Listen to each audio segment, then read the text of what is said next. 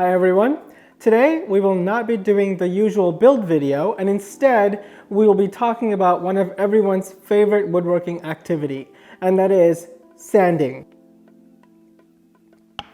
Just kidding. No one likes sanding. While I have a long list of fun projects in the pipeline for this channel, every so often I want to take the opportunity to talk about some of the fundamentals of woodworking, as well as talk about some of the tips and tricks of the trade.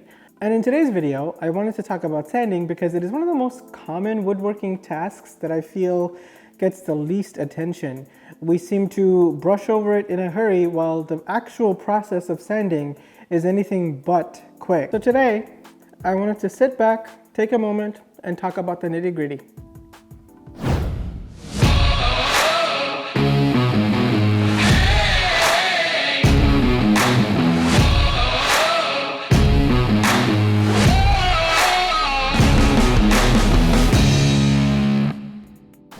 Believe it or not, most sandpaper these days are not made with sand at all.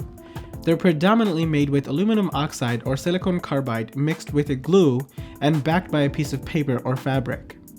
They come in various sizes and shapes, and perhaps most importantly, in various grits. Coarse sandpaper have large particulates fixed on them and are better at faster removal of material. However, they leave a rougher surface finish. Finer grits of sandpaper produces a smoother finish, however, takes longer to remove the material. In woodworking, you want to start the sanding process with coarser grits of sandpaper and slowly move up to higher grits before staining or finishing. But more on that later. While you can sand by hand, and most of us do at some point, there are various power tools in woodworking such as powered hand sander, belt sander, drum sander, spindle sander, and many more to help expedite the process. Here we have two types of powered hand sander, a mouth sander on the left and a random orbit sander on the right. They both work by vibrating lower portions of the sander and allowing the sandpaper to do its job. While the mouth sander simply vibrates in a predetermined way, the random orbit sander adds an additional rotational movement, resulting in a more random scratch pattern imparted onto the wood. If you had to decide and purchase only one type of sander for your workshop, I would recommend that you go with a random orbit sander, as they produce a more pleasing random scratch pattern. You may also find some of these higher end random orbit sanders, such as this Festool RO150, to have a gear driven mode that creates a larger eccentric movement designed for rough work and quicker material removal. Next type of sander common in woodworking is a belt sander. This tool spins a belt-shaped sandpaper and removes material at an aggressive pace. While it can be used for a wide variety of applications, including surfacing larger panels or slabs, it leaves a linear scratch mark requiring additional sanding, it throws dust everywhere, and is very difficult to control properly. When you're doing curved work, you may find the oscillating spindle sander to be a perfect companion, as it has these drums of different diameter that can be used to refine organic shapes. One of my favorite sander in the shop is the drum sander because it allows you to fine-tune thickness of a board or a panel. It can work with wild wood grains without resulting in tear out such as in a planer, and it can sand end grain effectively and efficiently. In some ways, it works similar to a planer where the cutter head in this case is replaced with a drum covered with sandpaper. However, this is only intended for extremely small amounts of material removal at a time. With a planer, you can comfortably remove 1/8 of an inch of material, while the drum sander should remove less than 1/64 of an inch per pass. And finally, hand sanding. While you can fold a piece of sandpaper and sand with your hand, you can also buy these nifty and inexpensive tools for hook and loop style sandpaper or sheet papers. The sanding process produces extremely fine particulates that can cause irritation on the lining of your lungs, and in some instances it can actually cause a mild or severe allergic reaction. In my case, ironically enough, two of my favorite species of wood is walnut and cocobolo, and neither one of them sits well with my lungs. More specifically to walnut, if I actually inhale one single strong breath of walnut sawdust, it actually tightens up my chest to the extent that my breathing capacity gets limited.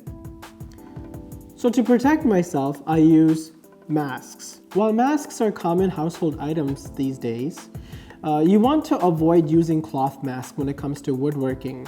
The filtration ability of cloth masks are simply not adequate for the finer particulates produced in the sanding process. Instead, you want to use something like an N95 or KN95 mask, or better yet, use a respirator that has a P100 filter. In my case, I use this MSA SafetyWorks half face mask respirator with the multi-purpose cartridge. This cartridge has the P100 filter as well as protection from volatile organic compounds that you may encounter in the finishing process of woodworking. They also make cartridges that has just the P100 filter, and other companies like 3M also produces half face mask respirator that is very suitable for woodworking. When I started woodworking, I had a difficult time deciding what grit of sandpaper I needed for my projects. Whether you're doing refinishing projects of an old furniture or building newer projects, I find that 80 grit, 120 grit, and 180 grit to be adequate for vast majority of projects in the shop.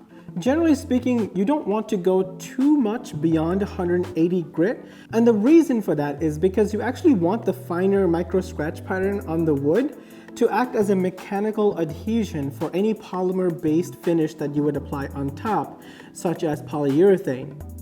In some instances, if you're applying lacquer, for example, you can get away with a slightly higher grit of sandpaper, such as 220 or 240 grits. Next, I want to show you the effect of different grits of sandpaper on wood. In order for us to do this, we first need to get a good baseline of what true wood is. And here, I'm using a hand plane to refine the surface of the wood because it removes material using a slicing action of the blade and produces an extremely smooth surface that is free from scratches of any sandpaper. I am then cutting the board into 6 smaller squares. On 5 pieces, I will introduce just one of each grit of sandpaper.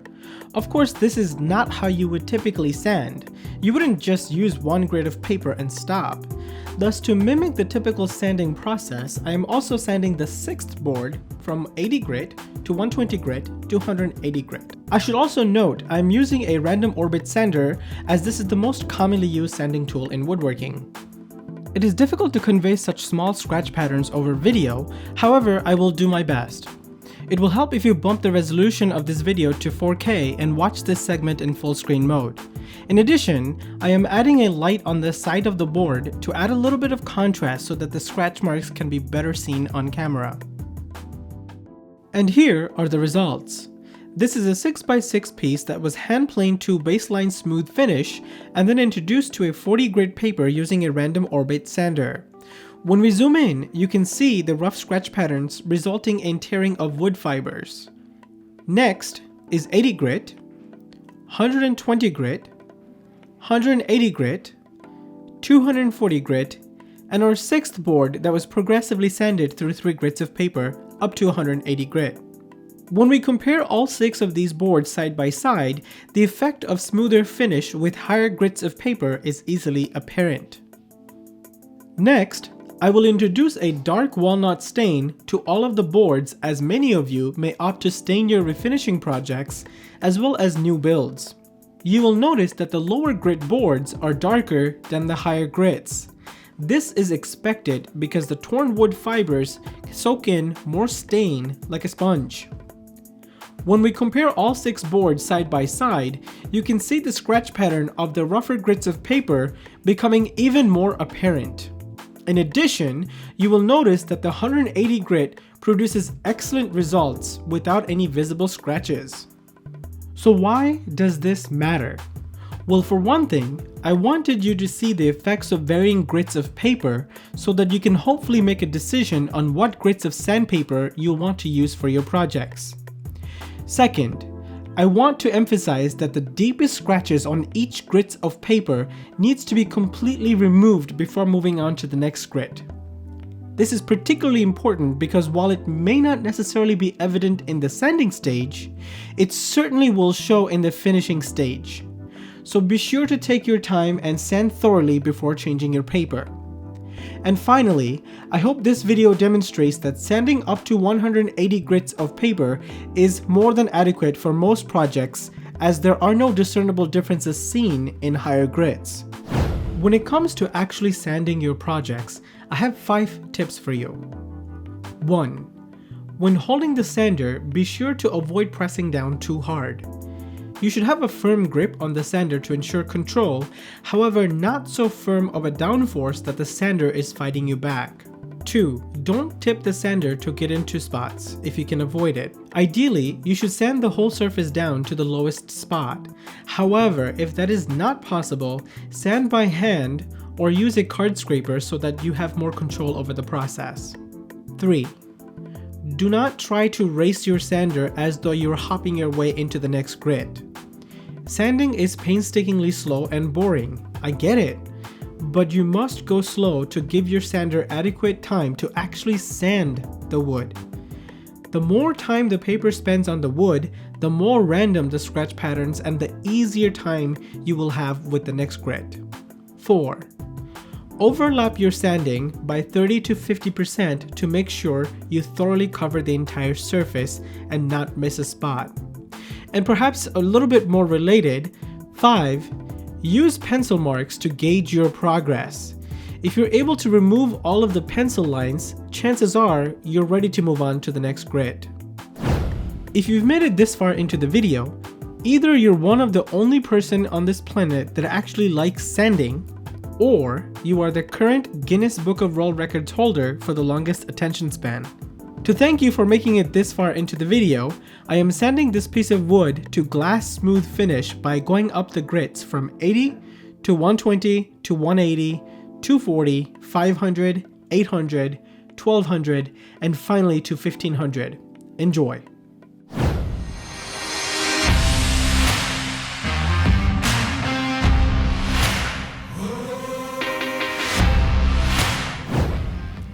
That's all for today, folks. If you enjoyed this video, please be sure to like the button below and consider subscribing to my channel.